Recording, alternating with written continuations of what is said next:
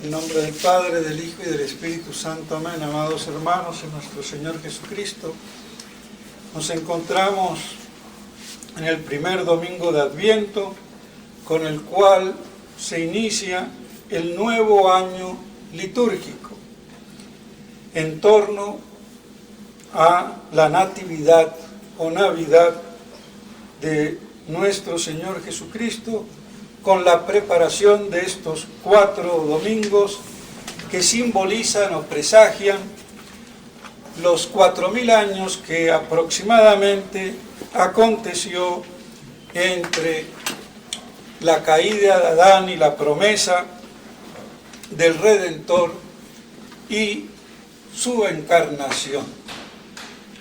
Y dejémonos de fábulas y de estupideces científica y estúpidamente propuestas, de millones y miles y millones de años. Ya lo decía San Juan Crisóstomo, patrono de los predicadores, esas fábulas de los que ponen miles y miles de años, desde el comienzo de la creación, o de la vida, o de lo que fuera. Y es una estupidez científica, mitológica, inverificable, y no saben dónde están parados.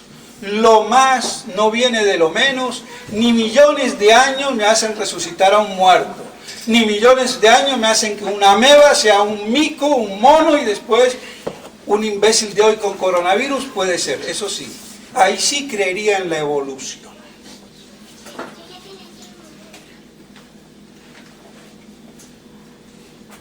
Es que es absurdo. Y eso científicamente, ¿con qué laboratorio ellos demuestran y prueban lo que afirman? Es que no saben ni dónde están parados. Y muchos siguen la corriente, incluso literatos, cuando hacen sus libros y se ponen a explicar el origen de algo y meten la evolución. Parece que es la consigna, como el tapabocas hoy, como pasaporte para salir a la calle. Pues yo no paso por ahí. Y a la estupidez, a darle duro. Y el científico que sea, que ahí de científico no tiene nada. Y se acabó, porque eso no lo puede probar, constatar, ni verificar ningún laboratorio, ni hacer la prueba de nuevo. Así de claro, a lo que llaman hoy ciencia, verificable y experimental. Entonces las tonterías que dicen. Pero bueno, entonces estos 4 domingos que simbolizan esos 4000 años, porque según la tradición judeo-cristiana, el mundo no tiene del hombre más de 6000 años, y la creación no llega ni a los 10. Si es que llega a los 10.000 años.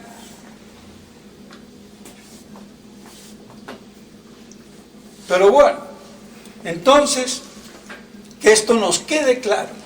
No por poner muchos años voy a salir de la materia inerte a la orgánica, y de la orgánica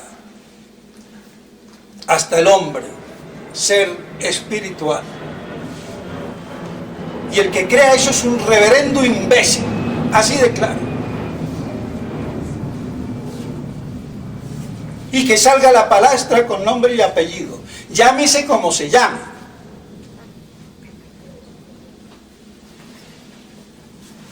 Entonces, estos 4 domingos de Adviento, para prepararnos con la mortificación, la oración, la penitencia, el ayuno, que eso es lo que significa el color de los ornamentos morados, como una especie de pequeña cuaresma en torno a la natividad de nuestro Señor. Y vemos que comienza el primer domingo del año litúrgico, y comienza el año litúrgico. Y oh sorpresa,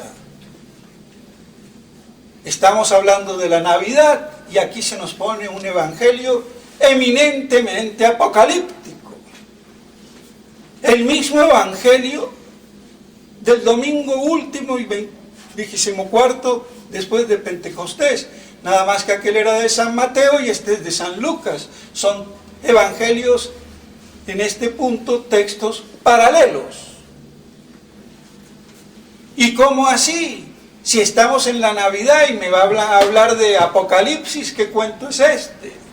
Pues bien, para significar una vez más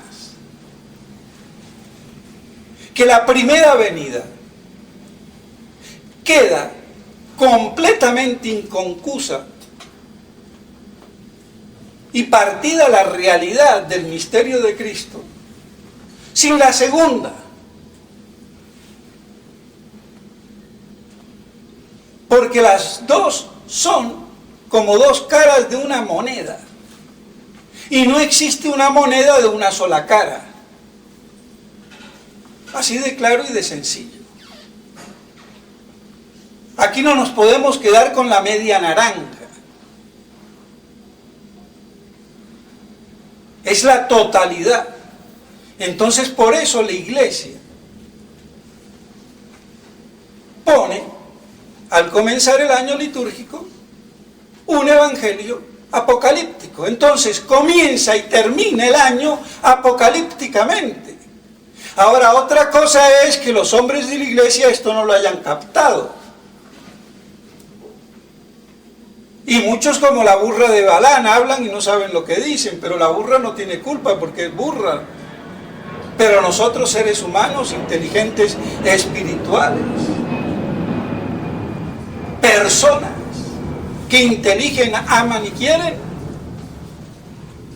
Pero bueno, ¿y qué nos dice? Señales en el cielo. Pero este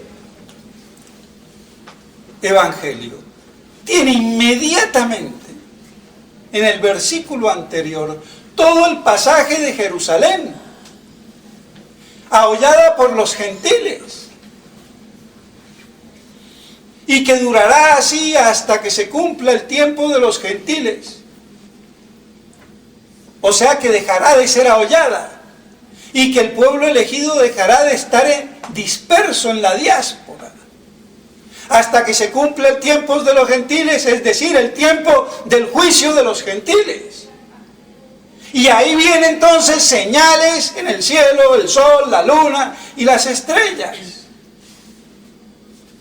Entonces vemos cómo está íntimamente relacionado lo de la diáspora finiquitada, vuelta a manos de los judíos, y siendo Jerusalén su capital, y ya eso tiene ya cuántos años, desde el año 47, 48,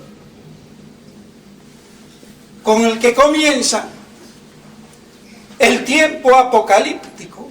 Por lo menos, si es que no comenzó antes, pero ahí ya no queda ninguna duda, ni debe ni puede quedar. Para menos el que no crea en la evolución, porque si creo en la evolución puedo creer en la involución, y con chichavirus ahora entonces me vuelvo más burro y me voy para atrás. Ah, bueno, así sí, está bien. Pero entonces quédate en tu casa y no prediques. Ni pretendas ser sacerdote, ni meterte en el clero. Pero si uno elige a los semejantes, nada de raro tiene que la mayoría sea imbécil. Perdónenme, hoy pasa eso. Y a los inteligentes los descartamos por orgullosos y a los imbéciles les ponemos mitra después de 30 o 40 años. Y si llegan a papa, nata, mejor. Pues bien. Entonces, nuestro Señor nos está poniendo aquí el tema de su parusía. Viniendo con todo el poder de su divina majestad. Y así se le dijo a los apóstoles el día de la ascensión: hombres de Galilea, ¿qué esperáis. Así Jesús, que ha subido a los cielos en una nube, así volverá a bajar de ellos.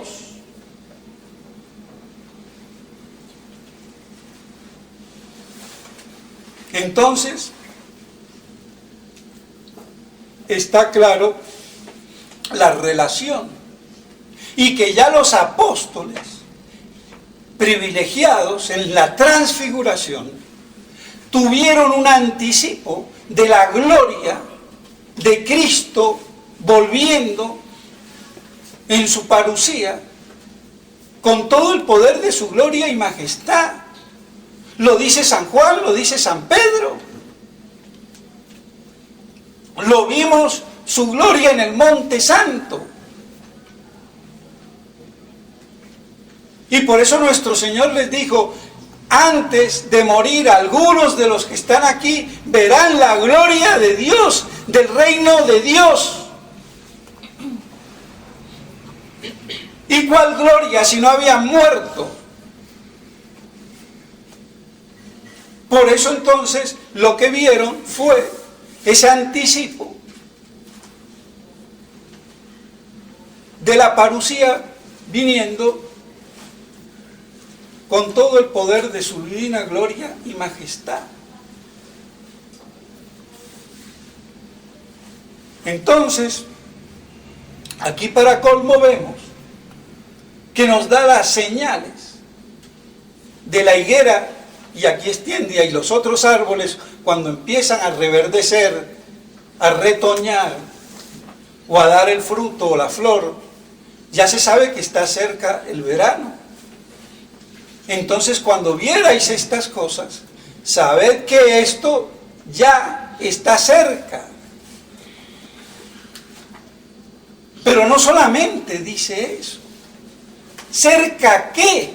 El reino de Dios.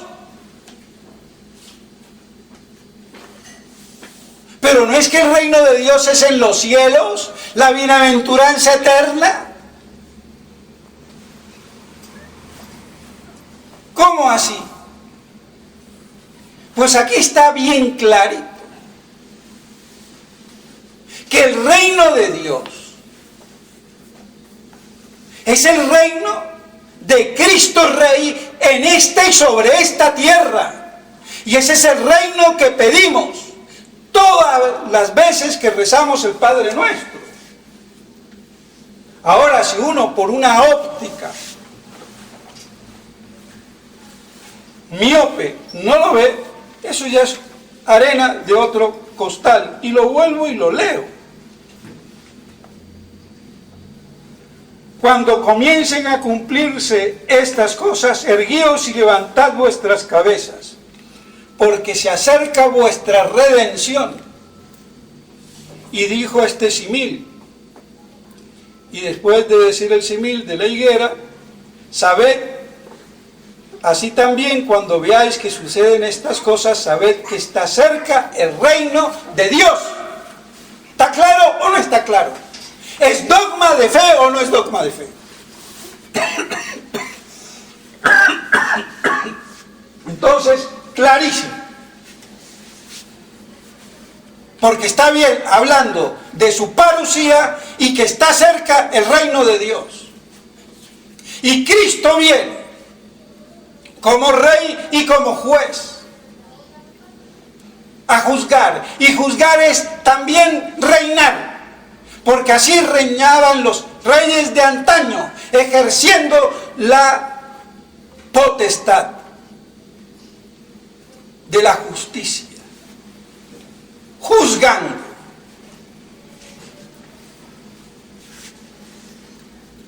Entonces, y lo dice también en Tesalonicenses, perdón, no sé si es Tesalonicenses, ya no sé cuál es, pero en la epístola de la misa de los predicadores,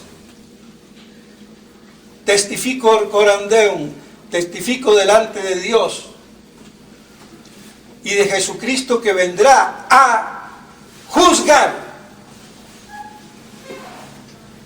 por su parusía y su reino.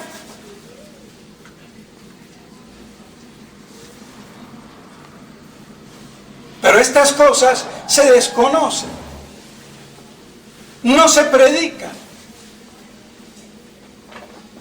Yo puedo decir que soy el primero o casi el primero, porque ni Castellani, ni el padre Lacunza, ni Rovira, ni todos, ni Alcañiz, ni todos los que conozco, han predicado esto de viva voz. Yo lo tomo de ellos. Pero una cosa es que ellos lo digan, y otra cosa es que lo pongan blanco sobre negro. Y por ejemplo digan que este evangelio, ese reino de Dios que está cerca, es el que pedimos en el Padre Nuestro. Ahora, ¿por qué si es así? Y es evidente que es así. La iglesia, o los hombres de iglesia, mejor dicho, no lo han predicado. Esa es la triste historia que nos lleva a esta perfidia y esta apostasía. Ya lo dije el domingo pasado. Nos pasa igual y peor que a los judíos. Con las escrituras en las manos no reconocieron al Mesías. Y nosotros con las escrituras en las manos no reconocemos el reino de Cristo terrestre, terrícola, para que me entiendan. No es marciano, ni venusiano, ni jupiteriano, ni extraterrestre de un exoplaneta. Se hizo hombre en esta tierra. Y luego es rey. ¿Y es rey de dónde? De la tierra y por ende del cosmos entero. Porque no hay un rey sin reino. Bueno, ahora sí puede ser. Con los pelagatos de reyes que hay por ahí. Democráticamente hablando o parlamentariamente hablando. Reinan pero no gobiernan. Entonces, el reino de nuestro Señor, Cristo Rey, y no es Rey de los cielos allá en la bienaventuranza eterna, porque el Padre también es Rey, el Espíritu Santo y toda la Santísima Trinidad. Es del reino como hombre. Es el reino del hombre. Del Verbo encarnado.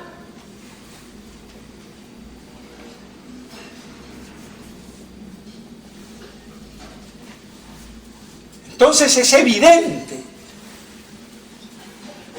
Pero hemos sabido que como el príncipe de este mundo, como lo dice nuestro Señor en San Juan, está.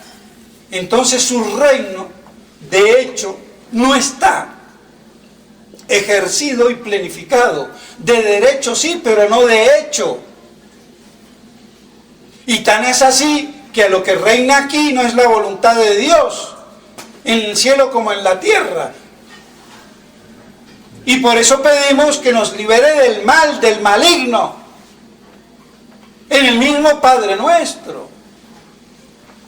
Y ese reino de Satanás que usurpa a la humanidad de Cristo Rey, tiene que ser rescatado, restaurado. Y Él tiene que ser destronado.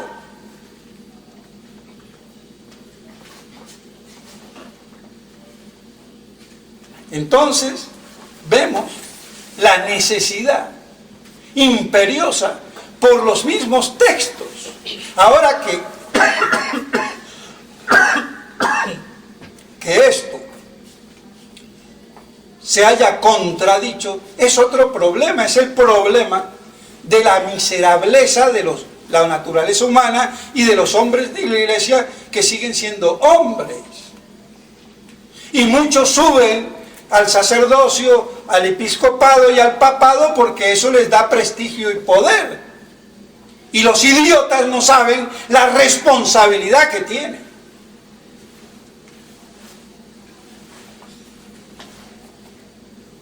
Así de claro.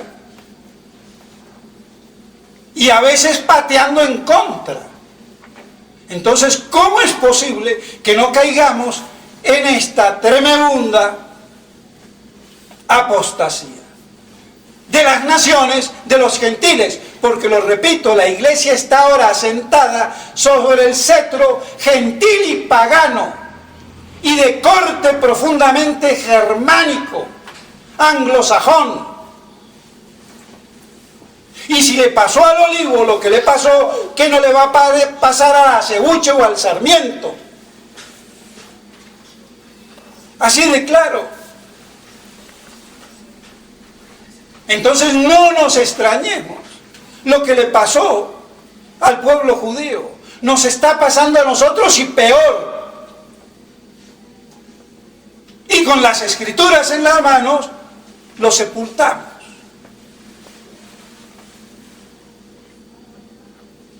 Entonces es lógico que tenga que haber esta apostasía y que Roma pierda la fe y se vuelva la sede del anticristo. Porque aquí hay dos bandos, Cristo y Satanás y el anticristo. Su lugarteniente o sus dos lugares tenientes.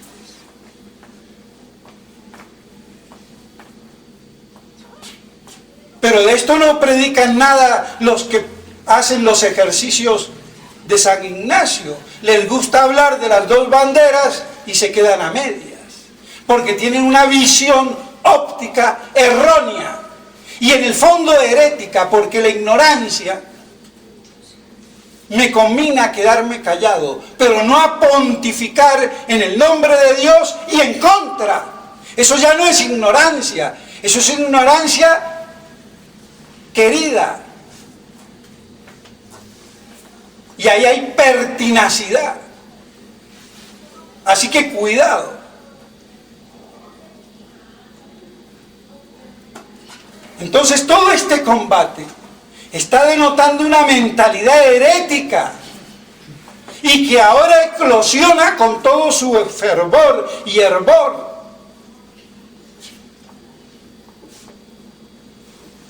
Y es lo único que explica esta caída tremenda. Y Dios en su poder lo permite para mostrar la omnipotencia divina. Y para que nadie se crea salvado porque es del pueblo elegido, judío, o del pueblo gentil, o lo que fuera. Aquí nos salvamos es por la gracia del Espíritu Santo. Por el único Redentor y Salvador, Jesús. Y por eso se tiene que restaurar todo en Cristo. En esta tierra, no en el cielo. Porque el problema fue aquí en la tierra. Donde Satanás se enseñoreó de la creación del hombre. Y por eso lo hizo pecar a Adán. Y eso se tiene que acabar. No basta que las paces se hagan allá en el cielo. Satanás tiene que ser derrotado aquí en la tierra. Y así que triunfe la iglesia siendo un solo rebaño bajo un solo pastor, que eso no lo vemos hoy.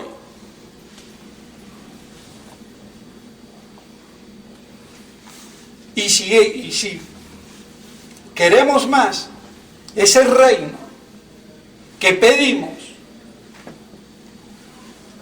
si nos recordamos de la última cena, cuando nuestro Señor dice que no beberá de la vid, sino cuando venga el reino de Dios. Y yo no voy a beber vino allá en el cielo.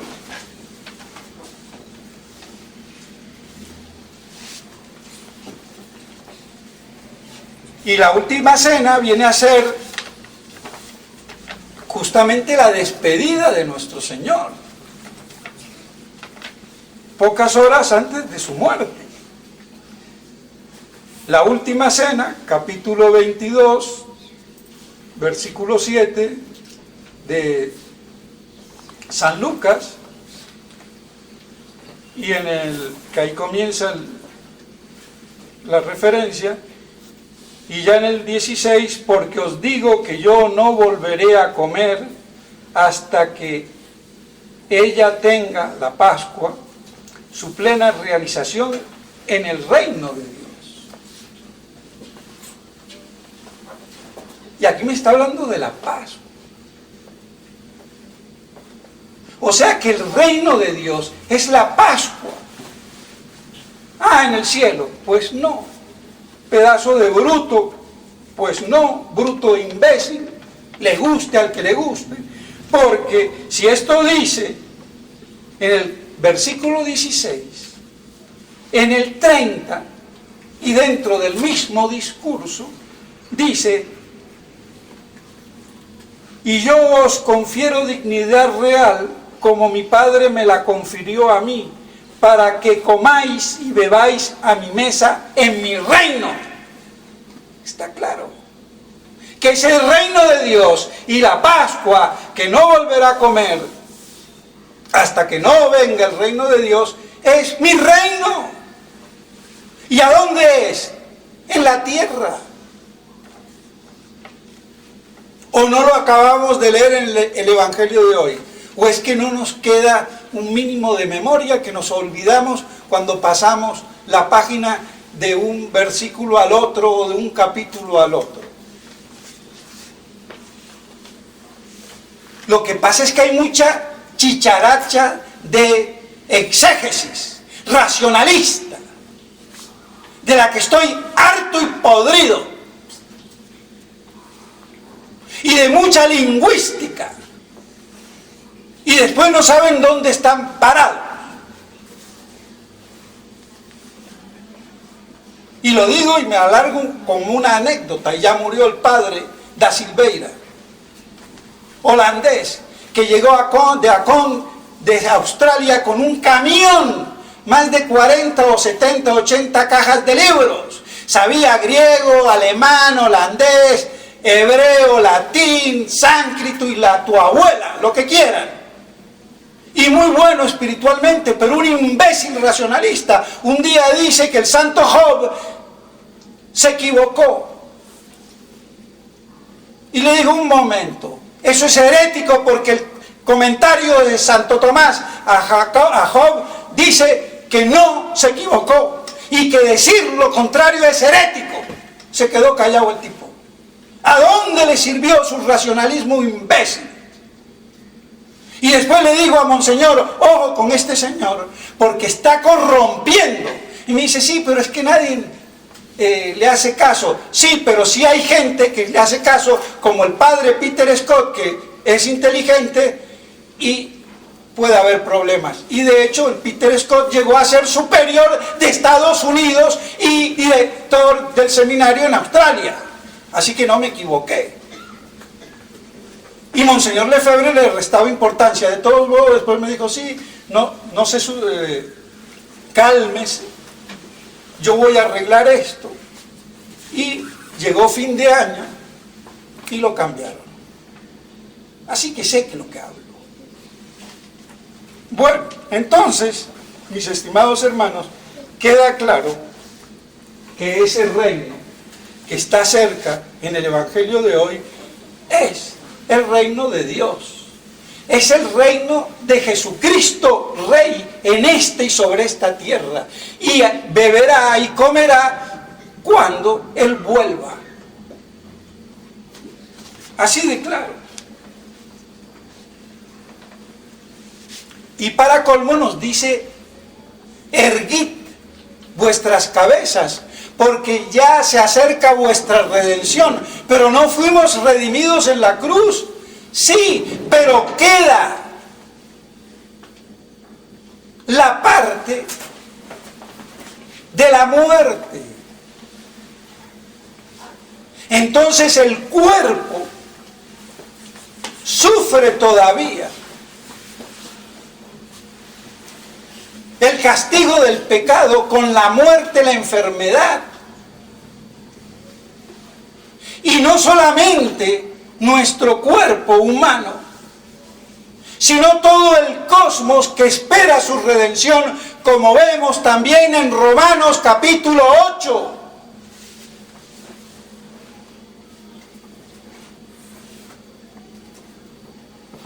todo el cosmos espera la gloria de los hijos de Dios. Y ser redimidos es una redención cosmológica, universal. Y esto tampoco se ha tenido suficientemente en cuenta. ¿Hasta dónde llega la ignorancia?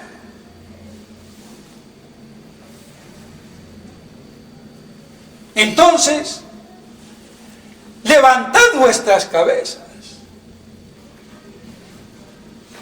Va a vencerse la muerte, la enfermedad, introducida por el pecado, y el coletazo que hizo que el cosmos, o por lo menos esta tierra, produjera abrojos, y las ponzoñas y venenos y ferocidad de las bestias.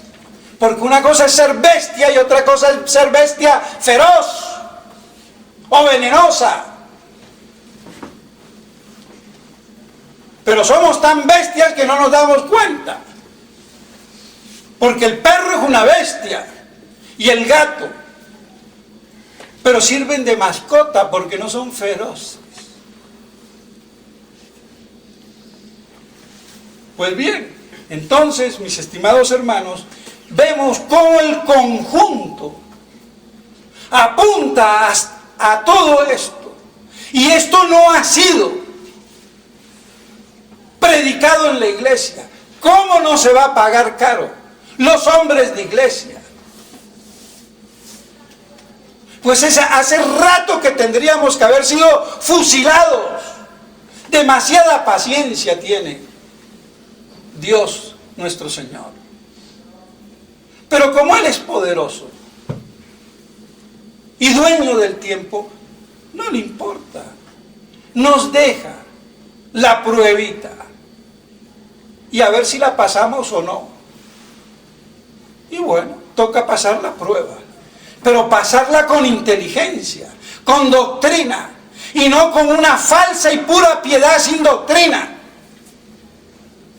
Y por hacerme el angelito y el santito y la monja bigotuda, me trago las escrituras, quitándole toda su óptica y valor apocalíptico.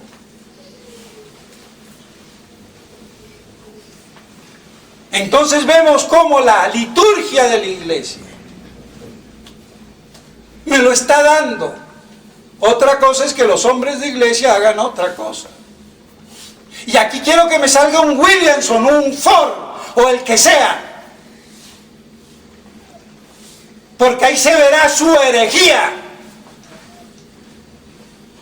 Y el obispo que sea, llámese Morelo o el que sea, que a todos me los como fritos, por imbéciles. Así de claro. Y que soy orgulloso, orgulloso, pero con la verdad en la boca y la espada o la cimitarra en la mano. A ver. Y después ajustemos cuenta cuando venga el Señor. A ver, ¿a quién le dará la razón? Otra cosa son los pecados personales, las miserias personales. Yo no hablo de eso. Aquí hablo de los pecados sociales, doctrinales. Y es una vergüenza que no exista en el orbe católico y menos tradicionalista tampoco un solo obispo que hable de esto, porque no saben. Y después quieren defender la misa. ¿Qué misa van a defender? Si no tienen en cuenta lo que dijo en la última cena nuestro Señor. Pues bien, mis estimados hermanos, no me quiero alargar más, pero esto trae mucha tela. Pero ya está bueno y es hora de decir las cosas. Otro problema es que le llamemos milenarismo o no milenarismo y lo que fuera. Pero se debe de llamar milenarismo porque nuestro Señor habla de 1000 años de su reino en el Apocalipsis. Pero me refiero a la interpretación. Porque no por interpretar yo voy a negar el hecho. Si yo veo una mujer encinta, preñada, para que me entiendan, no voy a decir que es gordura, hinchazón o lo que fuera, o un tumor. Y eso fue lo que le pasó a San José con la Virgen, porque desconocía el misterio de la obra del Espíritu Santo. Y cuando lo conoció, ahí paró, pero no se tragó el cuento. Siendo su prima carnal y sabiendo que era muy santa y pura, pero había ahí lo que había, y por eso fue la noche oscura de San José. Pero yo no puedo negar el hecho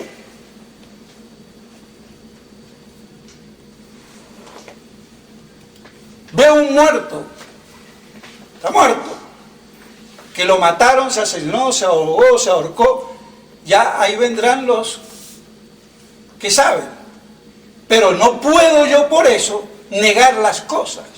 Y lo mismo pasa en las Escrituras, y sobre todo con el reino. Pero si viene una interpretación literal en el sentido propio y adecuado de las palabras, que para eso hablamos, y no aullamos o rebuznamos como los animales, para que nos entendamos, y me dicen que viene de la tradición patrística dentro de los 3 o 4 o 5 siglos de la iglesia primitiva, pues mucho mejor. Pero no por discutir, negar el hecho. Y es lo que está pasando hoy. O se volatiliza ya en el cielo. Entonces, mis estimados hermanos, que esto nos dé luz para festejar la natividad de nuestro Señor y ver su proyección profética con la segunda venida y la parucía, que ya la tenemos cerca, próxima, ad portam. Cuando veáis estas cosas, esta hecatombe cosmológica que va a haber también, y que de hecho la estamos viendo. Pero lo peor de todo es lo que pasa en el templo, en la iglesia, profanada. Los sacramentos vaciados de su contenido. La jerarquía desjerarquizada. Con Panchito Villa, que digo Panchito Caballito, porque es de Caballito, salió porteño el chico. Pobre los argentinos. Pero que les sirva para que bajen la cabeza, porque el buen argentino conoce que el argentino se cree como Maradona, que somos los mejores del mundo. Los franceses lo creen, pero no lo dicen tanto, tienen un poquito más de vergüenza, se lo hacen sentir a uno por debajo de la mesa. Pero el argentino de fanfarrón italiano que tiene, lo dice, pues que esto le sirva para su humildad. Y no crean que cuando hay truenos y relámpagos es porque, che, Dios me está tomando fotos.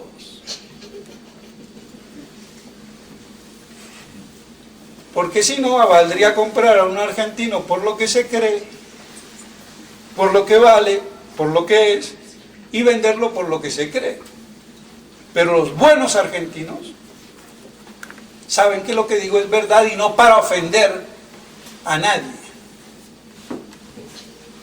Además, mis 2 últimos hermanos nacieron en la Argentina, así que no puedo hablar mal, y mi padre está enterrado allá. Sé por qué puedo hablar y con derecho hablo. Y punto. Otra cosa es que no le gusta a todo el mundo, pero yo no soy Caperucita Roja, así que... Pues bien, mis estimados hermanos, entonces, que esto nos ayude. Y recordemos todos estos pasajes. y sobre todo erguid la cabeza, porque esto es la bienaventurada esperanza. Vuestra redención está cerca. Y todo el cosmos gime. Entonces, vemos cuán esperanzador y positivo es el Apocalipsis. Como positivo es que nazca un niño, aunque haya dolores de parto. Y ahora estemos en los dolores de parto y no sabemos parir y queremos parir sin dolor. Vuelvo a que estas cosas nos ayuden para perseverar y, teniendo ya la Navidad encima, bien prepararnos para festejarla con profunda sumisión, humildad y verdad. En nombre del Padre, del Hijo y del Espíritu Santo. Amén.